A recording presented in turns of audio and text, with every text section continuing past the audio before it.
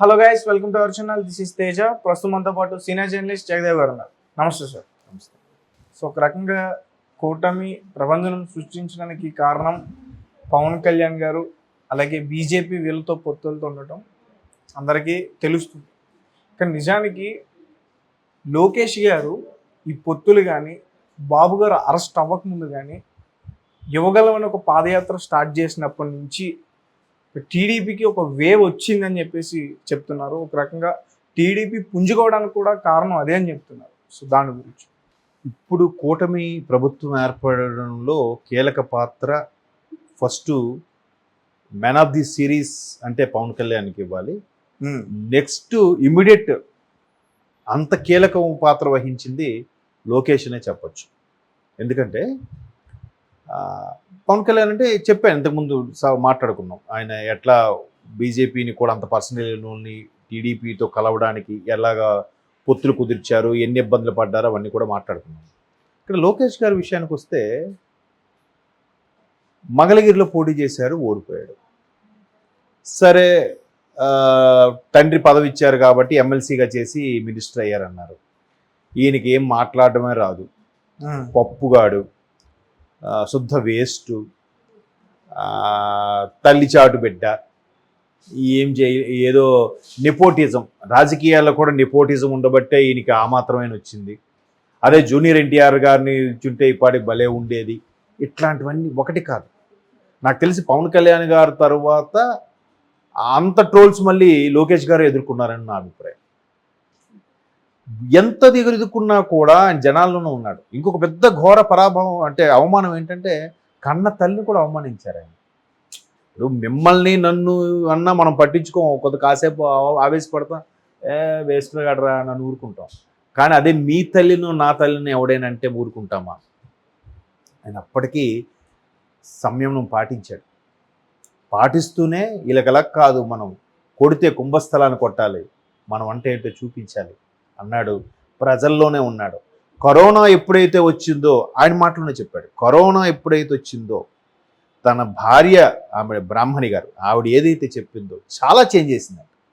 అలా కాదు, ముందు మీ పర్సనాలిటీ మార్చాలి, తగ్గాలి, మీరు ఎట్లా ఓవర్కమ్ అవ్వాలి, మీ మేక్ ఓవర్ అవ్వాలి, ఎట్లా అది రకరకాల సజెషన్స్. తల్లి ఒక పక్క, భార్య ఒక పక్క. మరోవైపు బాబు గారు అసలు ఏముంది, లోకేష్ ఒక కార్యకర్తగా వస్తాడులే, అలా డెవలప్ అవుతాడులే అనే ఉన్నారు తప్ప చంద్రబాబు గారు అబ్బాయి కదా అని డైరెక్ట్గా కూర్చోబెట్టలే.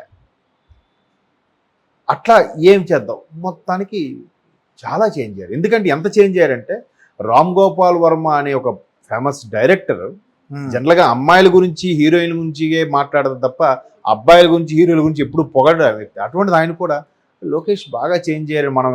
మనం చేసిన ట్వీట్ల వల్ల చేంజ్ అయినట్టున్నాడు అన్నట్టు కూడా ఆయన వెటకారంగా వస్తారన్నాడు. నిజంగానే మీరు అన్నట్టు 3000 కిలోమీటర్లు యువగలం పాదయాత్ర, ఆ తరువాత ఒక డైరెక్ట్గా బహిరంగ సభలు ఏంటి, ఒక కాలేజీకి వెళ్ళి అక్కడ స్టూడెంట్స్తో, ఒక రచ్చబండకి వెళ్ళి అక్కడ గ్రామ ప్రజలతో, ఒక కళ్యాణ మండపం బుక్ చేసి అక్కడ ఉన్న స్థానిక నాయకులతో, ఇలాగ ప్రతిదీ డైరెక్ట్ ఇంటరాక్ట్. ఏదో స్టూడియోలో కూర్చొని ఇంటర్వ్యూ చేసి బాబు ఈ క్వశ్చన్ అడుగు, ఆ క్వశ్చన్ అడగకు, అలా కాదు. ఎవరికి ఏ క్వశ్చన్ అయినా అడగచ్చు. ఏది కూడా స్క్రిప్ట్ లేకుండా, పేపర్ చూడకుండా ఆన్సర్స్ చెప్పాడు ఆయన. ఓపెన్గా 155 బహిరంగ సభలు నిర్వహించాడండి, ఇంటరాక్టివ్ సభలు, 70కి పైగా సమావేశాలు, ఓపెన్ సభలు, ఒక 20-30 రచ్చబండ కార్యక్రమాలు. అది కాకుండా దగ్గర ఒక 30 సోషల్ మీడియా ఛానల్స్, అది కాకుండా నేషనల్ ఛానల్స్ ఒక 6, స్టేట్ వైడ్గా ఉండే ఛానల్స్ ఒక 10-12, వీటన్నిటికి కూడా ఇంటర్వ్యూస్ ఇచ్చాడు. నేషనల్ ఛానల్స్లో అయితే ఇంగ్లీషు హిందీ కూడా మాట్లాడాడు. ఈయనకేం వచ్చిలే, ఏం మాట్లాడతాడులే అన్నారు. అంతనా? ఇవన్నిటికీ ఒక పక్కన పెడితే ఎందుకు లోకేష్ గారి గురించి ఈ విధంగా మాట్లాడుకోవస్తుందనే సందర్భం వస్తే కనుక 1982లో పార్టీ పెట్టినప్పుడు, 83లో తెలుగుదేశం పార్టీ ఒక ప్రభంజనం సృష్టించినప్పుడు ఈ సోకాల్ సీనియర్ నాయకులు అందరూ కూడా యంగ్ నాయకులు. అప్పుడు బాబు గారి దగ్గర నుంచి అందరూ ఇప్పుడు ఎవరైతే సీనియర్ టీడీపీలో ఉన్న నాయకులు ఉన్నారో వీళ్ళందరూ యంగ్, 30-35 ఏళ్ళ వయసులో ఉన్న యువ నాయకులు. అప్పుడు ఎన్టీఆర్ గారు కూడా ఇట్లాంటి యంగ్ ఉడుకు రక్తాన్ని తీసుకొచ్చి అభ్యర్థులుగా ప్రకటించడం, ఆయన ఇంకో అదృష్టం ఏంటంటే ఆయన హయాంలో అప్పట్లో ఆయన పేషీలో ఉండే ఐఏఎస్ ఆఫీసర్లు కూడా యంగ్ వాళ్ళే ఉండేవారు. మంచి అప్పుడే సెలెక్ట్ అయ్యి ఒక 5 ఏళ్ళు సర్వీస్ చేసిన ఐఏఎస్ ఆఫీసర్లు లాంటి వాళ్ళు ఉండేవారు. అటువంటి వాళ్ళని చూస్ చేసుకొని వాళ్ళ ఆలోచన విధానం లేదు, మీరు యంగ్ బ్లడ్ మీరు ఉండాలి, మీరు చెప్పండి ఏం చేద్దాం, ఇలా చేస్తే బాగుంటుందా సార్, అలా చేస్తే బాగుంటుంది. ఎందుకంటే ఐఏఎస్ ఐపీఎస్లకు అడ్మినిస్ట్రేషన్ ఇచ్చేస్తే, ఒక గైడెన్స్ ఇచ్చేస్తే వాళ్ళు చేసుకెళ్ళిపోతారండి. వీళ్ళు జస్ట్ ఇలా చూసి కనుసైగతో సంతకాలు చేసుకుంటూ వెళ్ళిపోతే చాలు, అంత పర్ఫెక్ట్గా వెళ్ళిపోతుంది అడ్మినిస్ట్రేషన్. ఎప్పుడు కూడా ఒక తెలివైన అడ్మినిస్ట్రేషన్ ఆఫీసర్ ఉన్నాడంటే నడిచిపోద్ది అంతే బండి. సో అట్లాగా అప్పుడున్న పరిస్థితి వేరు, ఇప్పుడు అలా కాదు. పార్టీలు ఎక్కువైపోయాయి, నాయకులు ఎక్కువైపోయారు, ఎవరు నమ్మాలో తెలియదు, ఏ పార్టీ చూసినా అదే నాయకుడు, పార్టీ పేరు మారుతుంది తప్ప నాయకుడు మారట్లేదు. ఇటువంటి సందర్భంలో పాత నాయకులందరూ సీనియర్లు అయిపోయారు, వాళ్ళంతా ఉడుకులుగా అగ్రెసివ్గా చేయగలుగుతారా లేదా అనుకున్న టైంలో లోకేష్ అనే ఒక యువ నాయకుడు వచ్చాడు. ఈయన ఏం చేస్తున్నాడు, నెక్స్ట్ లెవెల్ నెక్స్ట్ కేటగిరీ ఉన్న నాయకులందరినీ కలుపుకుపోతున్నాడు. మేబీ కొత్త నీరు అవ్వచ్చు, లేదా పాత నీరులోనే ఉండే కొత్త నీరు. అంటే అలాగా పాత నాయకుల తాలూకు పిల్లలు, మేనలళ్ళు, కొడుకులు, అల్లుళ్ళు, కూతుర్లు, ఇటువంటి నెక్స్ట్ జనరేషన్ కూడా గ్యాదర్ చేస్తున్నారు. మొన్న లిస్టు ప్రకటించినప్పుడు కూడా టీడీపీ 24 మందికి ప్రకటించడం జరిగింది యువరక్త నాయకులు. అవునా? అంటే పాత వాళ్ళని ఇంతకుముందు కూడా ఒక సందర్భంలో చెప్పాను, ఒక సంస్థ కానీ ఒక పార్టీ కానీ నడవాలి అంటే సీనియర్లు ఉండాలి ఆ బోర్డ్ ఆఫ్ డైరెక్టర్స్లో, జూనియర్స్ కొత్తగా ఉడుకు రక్తం వల్ల ఉండాలి. ఉన్నప్పుడే వీళ్ళు ఉడుకు రక్తం ఆవేశంలో ఉండే ఆలోచనలకి, వీళ్ళు అనుభవంతో ఉన్న ఆలోచనలకి రెండు టాలీ అయ్యి ఎలా వెళ్తే బాగుంటుంది, పడవ ఎలా నడిస్తే బాగుంటుంది అనేది చాలా కీలకం, చాలా ఇంపార్టెంట్. సో ఇప్పుడు ఈ యువగలంతో ఆయన ఆ మార్కుని రీచ్ అయిపోయాడు. నెక్స్ట్ ఆయనే చాలా సందర్భం చెప్పాడు, ఇప్పుడు నిజంగా నెపోటిజము బాబు గారు అబ్బాయి అనుకుంటే సేఫ్ జోన్లో వచ్చి ఎక్కడ గెలుస్తామో, ఎక్కడ టీడీపీ కంచుకోవటం అక్కడ పోటీ చేస్తే అయిపోద్ది కదా. ఇప్పుడు జగన్మోహన్ రెడ్డి గారు ఉన్నారండి, పులివెందుల దాటొచ్చి ఎక్కడైనా పోటీ చేశారు ఆయన? కడప దాటొచ్చి ఎంపీకి ఎక్కడైనా పోటీ చేశారా? గతంలో కూడా లేదు కదా. మీరు నిజంగా రాష్ట్ర నాయకుడు అన్నప్పుడు ఇచ్చాపురం నుంచి తిరుపతి వరకు ఎక్కడైనా పోటీ చేయాలి కదా. ఎక్కడైనా పోటీ చేసినా గెలిచే సత్తా ఉండేవాడు కదా రాష్ట్ర నాయకుడు.